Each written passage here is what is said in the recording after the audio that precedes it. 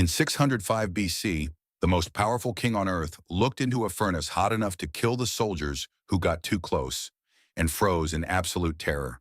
Not because of the fire, not because of the three men he had just thrown in alive, but because there was a fourth, and that fourth had no business being there.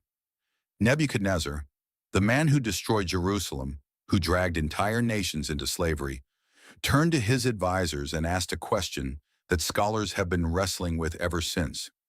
Didn't we throw three men into the fire, bound and tied? Yes, O king. Then why do I see four, walking around, untouched, and the fourth one looks like a son of the gods? Who was that being? Where did he come from? And why did a pagan king recognize him when so many religious people never have? That's what we're uncovering today. To understand the full weight of this mystery, you need to know who these three men actually were. We find this story in Daniel chapter 3. Shadrach, Meshach, and Abednego. Their Hebrew names were Hananiah, Mishael, and Azariah. They were part of the intellectual elite of Judah, ripped away from their families as young men during the Babylonian deportation of 605 BC. And here's the first disturbing detail most people miss. They were renamed. Hananiah meant the Lord is gracious. They renamed him Shadrach, tied to the Babylonian god Aku. Mishael meant who is like God. They renamed him Meshach, connected to the goddess Shak. Azariah meant the Lord helps. They renamed him Abednego, servant of Nebo, a Babylonian deity. Nebuchadnezzar wasn't just trying to enslave their bodies. He was trying to erase their identity. In the ancient world, changing someone's name was a deliberate act of spiritual and cultural domination. You change the name, you change the soul. It worked on a lot of people, but not on them. Now, Nebuchadnezzar commissioned a gold statue 90 feet tall and 9 feet wide. Those are the numbers straight from Daniel chapter 3, verse 1.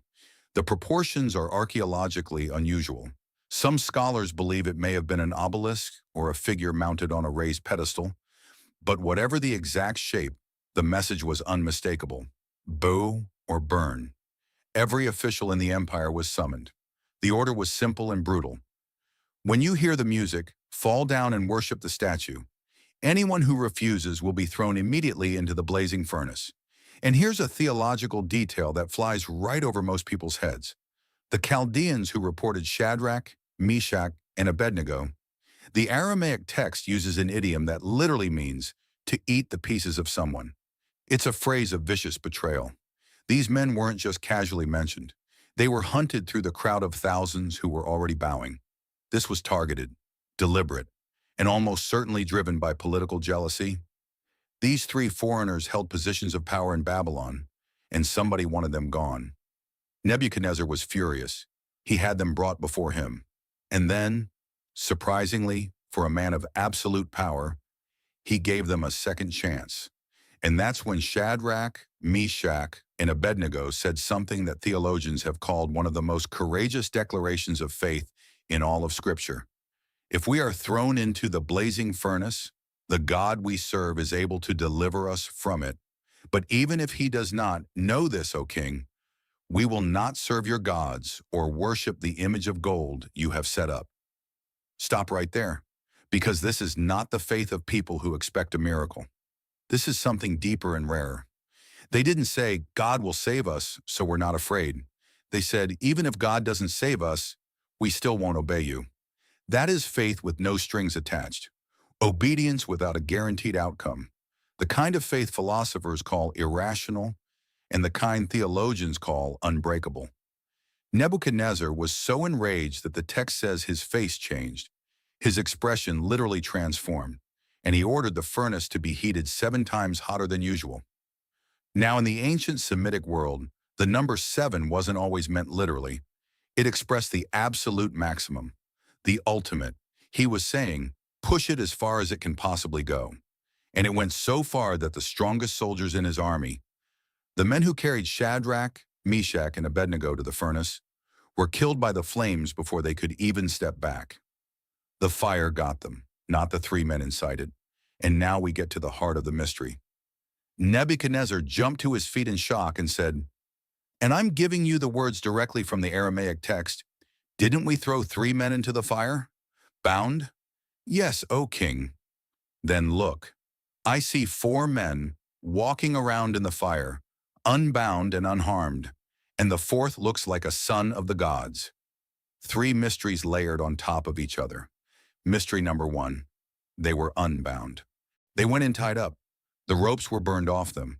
The fire destroyed what had imprisoned them and didn't touch their skin. Charles Spurgeon, one of the greatest preachers in history, gave an entire sermon on just this detail. The fire that was meant to destroy them only set them free. Mystery number 2, they were walking, not cowering, not crouched in a corner trying to survive. They were walking. The Aramaic uses a continuous participle, ongoing movement, as if they were at peace, as if they were taking a stroll inside a furnace. Mystery number 3, the fourth man. Nebuchadnezzar, a pagan king, raised in Babylonian cosmology with its massive pantheon of gods, used the Aramaic phrase Bar Elohim, literally son of the gods or son of God. And this is the question that has divided theologians for centuries. Who was he? There are 2 serious positions in biblical scholarship. The first position is that it was an angel. Commentators like Matthew Henry and scholars in the Reformed tradition point to Daniel 3:28, where Nebuchadnezzar himself later says that God sent his angel to rescue his servants. The Hebrew and Aramaic word malach, messenger, can refer to angelic beings. This is a completely valid and well-supported reading.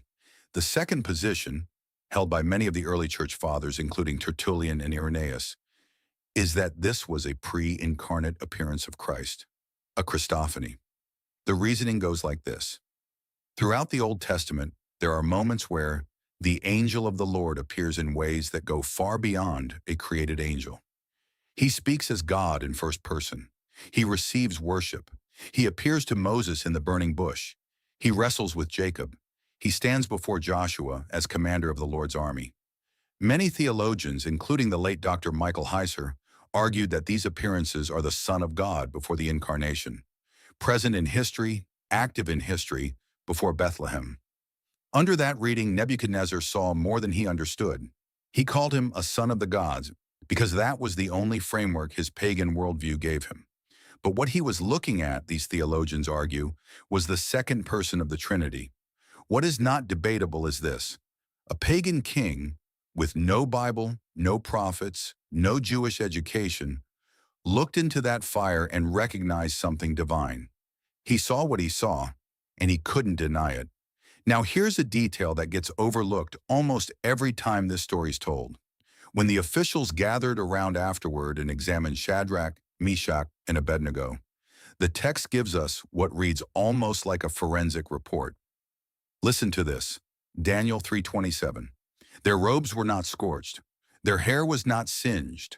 Not a single thread of their clothing was damaged. And, this one gets me every time, there was no smell of smoke on them. Think about that. You don't even have to touch a fire to smell like it. Stand near a campfire for 10 minutes and your jacket carries it for days.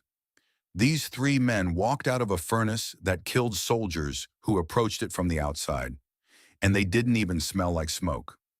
Archaeological excavations at ancient Babylonian sites like Nippur have uncovered furnaces from this period capable of reaching temperatures between 1,600 and 2,200 degrees Fahrenheit.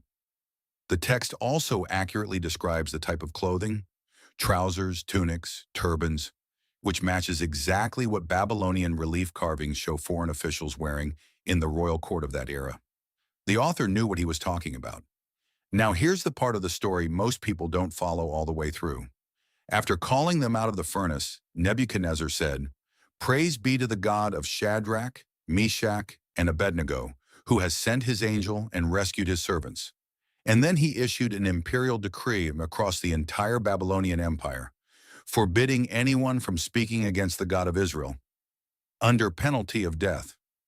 The man who burned down the temple in Jerusalem issued a royal edict protecting the name of the God of Israel. But that's not even the end of his journey. In Daniel chapter 4, and this is one of the most remarkable chapters in the entire Bible, Nebuchadnezzar himself narrates in first person what happened to him next. He is the only pagan king in Scripture to write a chapter of the Bible in his own voice. He describes how God humbled him, how he lost his mind and lived like an animal in the fields for 7 years, and how at the end of it, when his sanity returned, he lifted his eyes to heaven and said, "Now I, Nebuchadnezzar, praise and exalt and glorify the King of heaven." Some theologians, like Dr. Tremper Longman III, read Daniel 4 as pointing to a genuine spiritual transformation. Others are more cautious. But the arc is undeniable. The man who nearly killed 3 servants of God over a gold statue ended his days glorifying the living God. And here is the deepest mystery of all, the one I want you to sit with. God did not put out the fire. He didn't strike Nebuchadnezzar down before the act. He didn't send an earthquake to knock the statue over. He didn't prevent Shadrach, Meshach, and Abednego from being thrown in. He went in with them. That is a different kind of theology.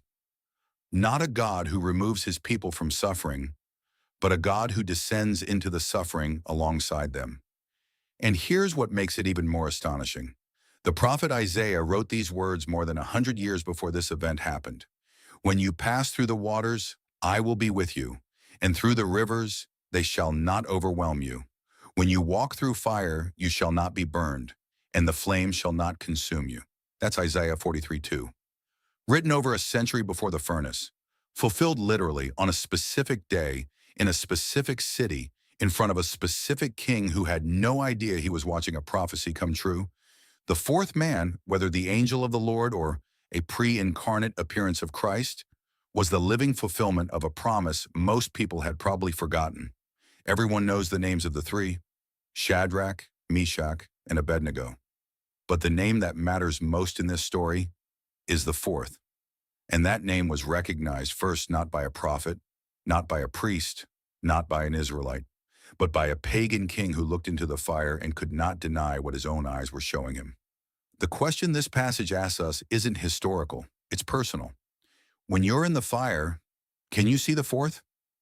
If this video made you see something in Scripture you had never noticed before, hit the like button. It genuinely helps get this content in front of people who need to see it. And drop a comment below. Who do you think the fourth man was?